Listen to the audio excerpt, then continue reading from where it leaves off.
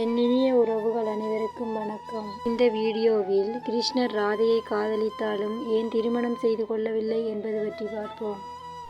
கிருஷ்ணர் என்ற பெயரை சொன்னாலே மனதுக்குள் ஓடும் ஒட்டி பிறந்த மற்றொரு வார்த்தைதான் ராதை. இவர்கள் இருவருக்கும் அப்படி என்ன உறவுதான் இருந்தது?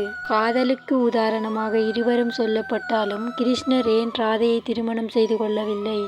கிருஷ்ண பகவான் மற்ற பெண்களை திருமணம் செய்து கொண்ட பின்னரும் இவர்கள் இருவருக்கும் இடையிலான உறவு தொடர்ந்தது. இதற்கு என்னதான் அர்த்தம் என்று குழப்பம் இல்லாதவர்களே இருக்க முடியாது. அது என்னவென்று இந்த வீடியோவில் பார்ப்போம். ஒரு நாள் ராதாவே கிருஷ்ண பகவானிடம் கேட்டார், கிருஷ்ணா, நீங்கள் ஏன் ராதாவை காதலிக்கிறீர்கள்? திருமணம் என்று வருகின்ற பொழுது மட்டும் என்னை விட்டு மற்ற பெண்களை திருமணம் செய்து கொள்கிறீர்கள் என்று. அதற்கு கிருஷ்ணர் மிகவும் சுவாரஸ்யமான பதில் ஒன்றை சொன்னாராம். ராதை, திருமணம் என்பது இரு நபர்களுக்கு இடையே நடக்கக்கூடிய ஒன்று.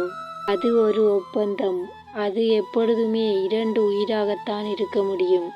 ஆனால் காதல் என்பது அப்படியல்ல. அது ஒரே உயிராகத்தான் இருக்க முடியும்.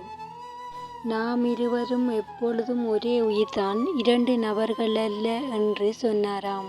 நாம் இருவருக்கும் தேவலோக பந்தம் இருக்கின்றது.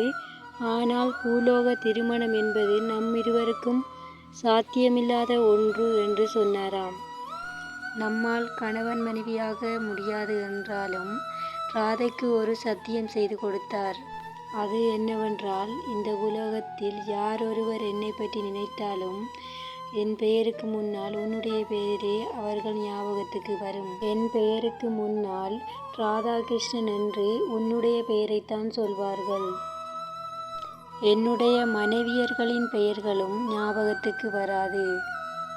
ஏனென்றால் அளவிட முடியாத எந்த எதிர்பார்ப்பும் இல்லாத உன்னுடைய காதலுக்கு முன்னால் இவ்வுலகில் எதுவும் பெரியதில்லை.